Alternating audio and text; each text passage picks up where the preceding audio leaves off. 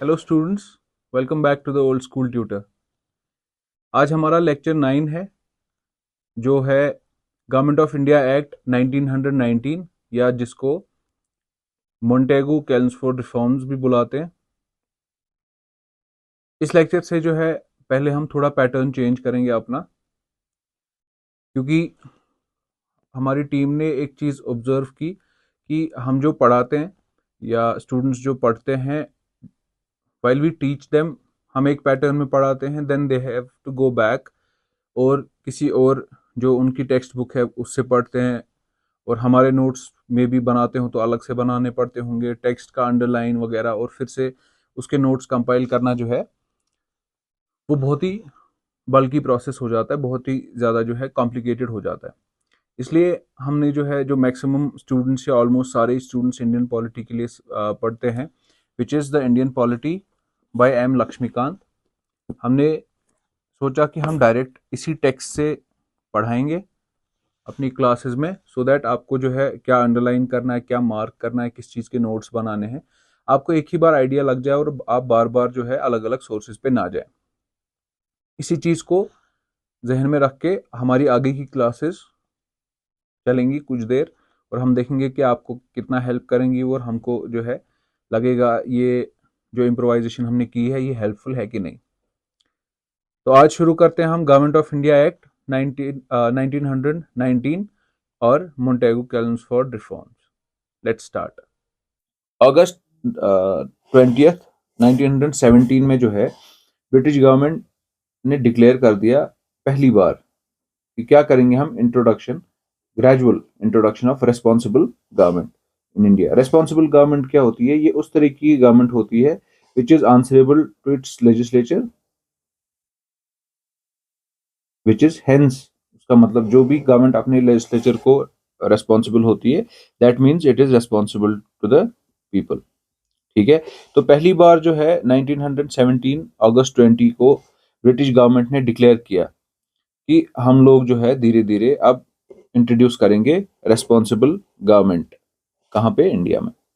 ठीक है, उसके बाद the government of India act, उस इसके चलते जो है गवर्नमेंट ऑफ इंडिया एक्ट 1919 आया, जिसको एनेक्ट 1921 में किया गया। तो इसमें 3 डेट्स आए।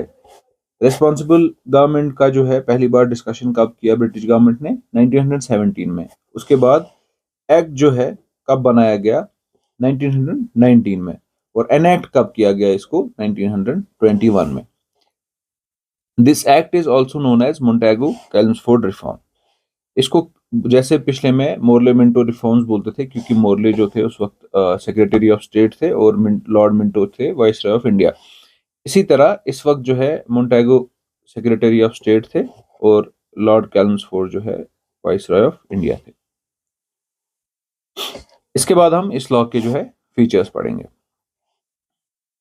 It relaxed the central control over the provinces by demarcating and separating the central and provincial subjects.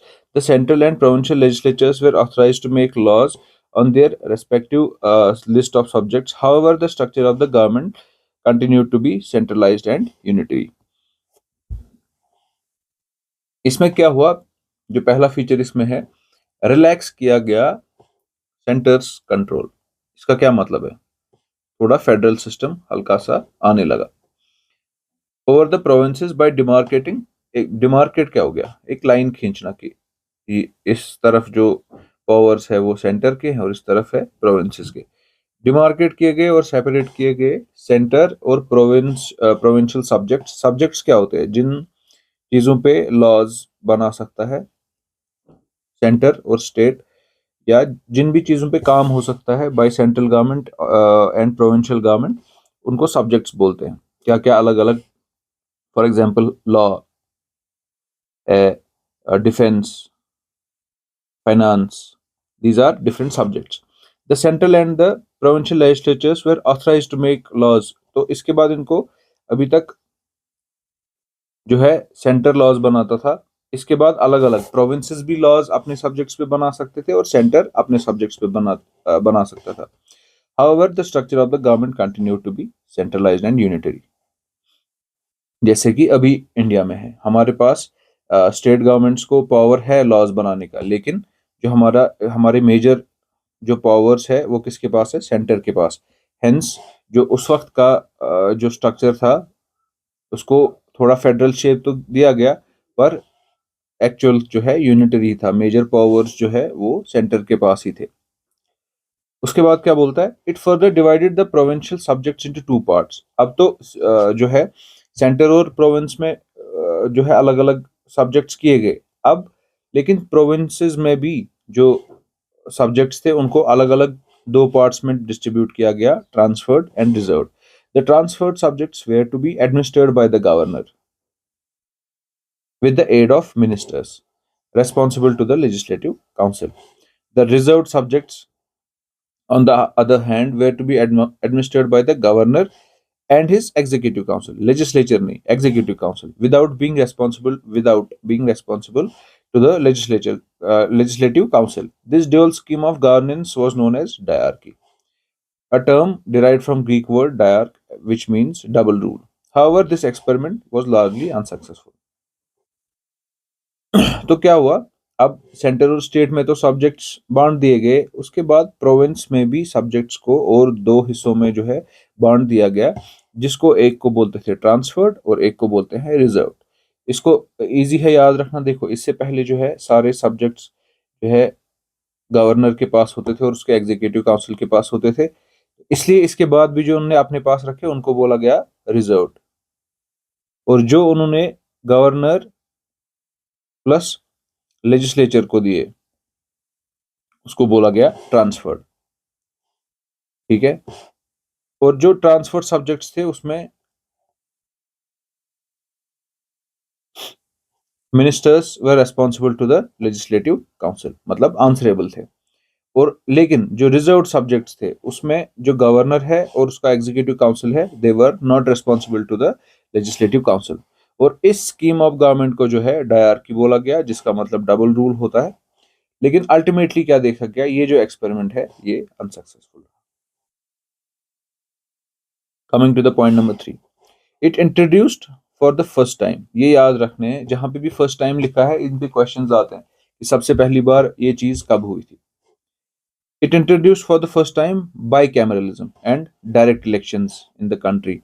Thus, the Indian Legislative Council was replaced by bicameral legislature consisting of upper house, the Council of States, and the lower house, the Legislative Assembly. The majority of the members of both the houses were chosen by direct election. तो क्या आया third point में? पहली बार आया bicameralism, bi is two. ठीक है। By cameralism आया जिसमें जैसे आज हम देखते हैं जो हमारी सेंट्रल गवर्नमेंट है, जो हमारा सेंट्रल लेजिस्लेचर है इंडिया में, उसमें दो हाउसेस है, upper house Rajya Sabha and lower house Lok Sabha. इसको बाई कैमरलिज्म बोलते हैं। तो इन्होंने जो है for the first time Indian this the Indian legislative council replaced, जो सेंटर में था बाई कैमरल लेजिस्लेचर जो है उसमें upper house council of states और लोअर हाउस जो है लेजिस्लेटिव असेंबली बनाई गई। और क्या हुआ? Direct elections. इससे पहले इनडायरेक्ट इलेक्शंस जो है होते थे, इसके ये जो है पहली बार डायरेक्ट इलेक्शंस हुए। कब हुए? गवर्नमेंट ऑफ इंडिया एक्ट 1919 के बाद, या इस एक्ट के अंडर जो है डायरेक्ट इलेक्शंस इंट्रोड्यूस किए गए। The majority of the members of the both the houses were chosen by direct elections. Majority, not all. Remember this. कुछ appointed भी होते इसमें। Point number 4. It required that 3 of the 6 members of Viceroy's Executive Council. अब अभी तक तो सिर्फ legislatures की बात हो रही थी, अब Executive Council में भी जो है were to be Indians. तीन, क्योंकि 6 मेंबर्स होते थे वाइसरॉय के एग्जीक्यूटिव काउंसिल में, उसमें से जो है अब 3 जरूरी इंडियंस होने होते थे। लेकिन कमांडर इन चीफ जो है वो इंडियन किसी भी केस में नहीं हो सकता था। बाकी के 5 जो है उनमें से 3 इंडियंस होते, लेकिन इस वाले में कोई ऑप्शन नहीं था इंडियन होना, क्योंकि ये आर्मी का पोस्ट है, ये डिफेंस का पोस्ट है, ये सिक्योरिटी का ओवरऑल पोस्ट होता है, इसलिए अभी तक ये जो है इंडियंस के लिए बंद था। It extended the principle of communal representation by providing separate electorates to 6 Indian Christians, Anglo-Indians and Europeans. अभी तक जो है गवर्नमेंट ऑफ इंडिया एक्ट 1909 में सिर्फ मुस्लिम्स को सेपरेट इलेक्टोरेट्स दिए गए थे कम्युनल बेसिस पे। अब जो है सिख्स को भी दिया गया, इंडियन क्रिश्चियंस को भी दिया गया, एंग्लो इंडियन मतलब जिनका ब्रिटिश, एंग्लो इज ब्रिटिश, जो जिनका जो है बेस ब्रिटिश होता और अब जो है वो इंडिया में रहते होते, ठीक है, और यूरोपियंस, इनके लिए जो है सेपरेट जो इलेक्टोरेट्स दिए गए। It granted franchise to a limited number of people on the basis of property, tax और एजुकेशन। फ्रेंचाइजी क्या होता है? जो वोट कर सकते हैं, पीपल हु कुड वोट। ये किन किन को दिया गया? इनके पास कितना पैसा है, कितना टैक्स देते हैं और उनका एजुकेशन क्या है। तो अभी तक भी जो है दो डायरेक्ट इलेक्शंस हो रहे हैं, लेकिन जो राइट टू वोट है, जो फ्रेंचाइजी है वोट करने के लिए, वो अभी तक सबको नहीं मिला है।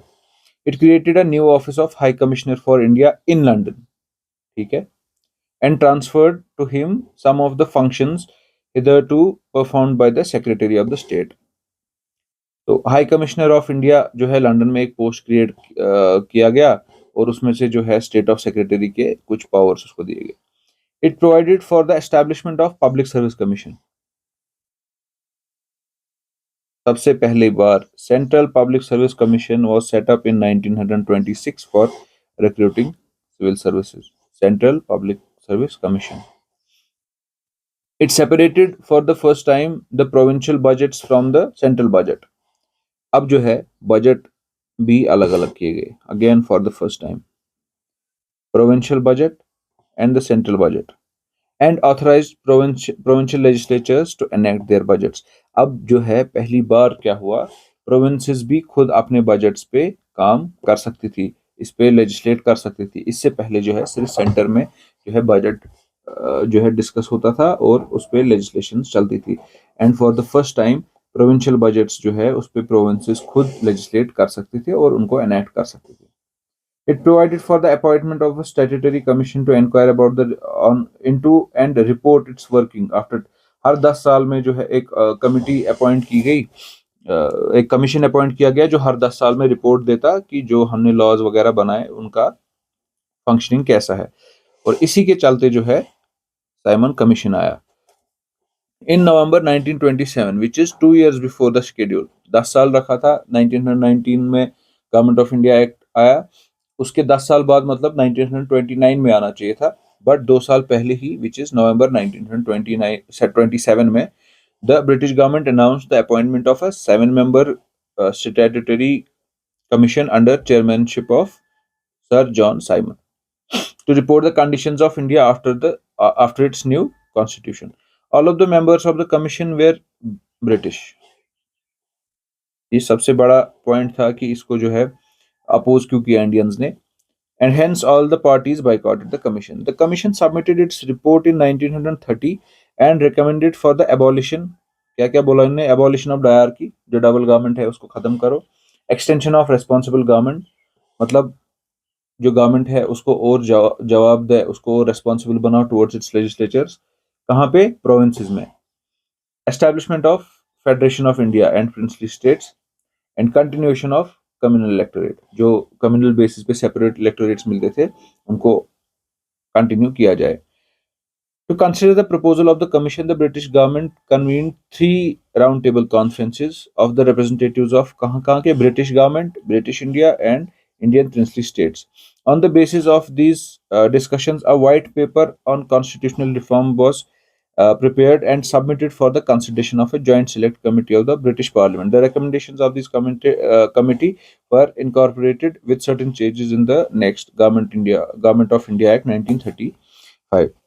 तो इसके बाद क्या हुआ, जब जो साइमन कमीशन आया, इनने कुछ रिकमेंडेशन दी कि अबॉलिश करो डायरकी, रेस्पॉन्सिबल गवर्नमेंट जो है प्रोविंसेस में वो उसको ज़्यादा रेस्पॉन्सिबल बनाओ, फेडरेशन बनाओ ब्रिटिश इंडिया की विद प्रिंसली स्टेट्स, कंटिन्यू करेंगे जो है communal electorates and so on to consider the propose. उसके बाद क्या हुआ, 3 राउंड टेबल कॉन्फ्रेंसेस हुई जिसमें ब्रिटिश गवर्नमेंट थी, ब्रिटिश इंडिया के लोग थे और इंडियन प्रिंसली स्टेट्स से जो है रिप्रेजेंटेटिव्स आए थे।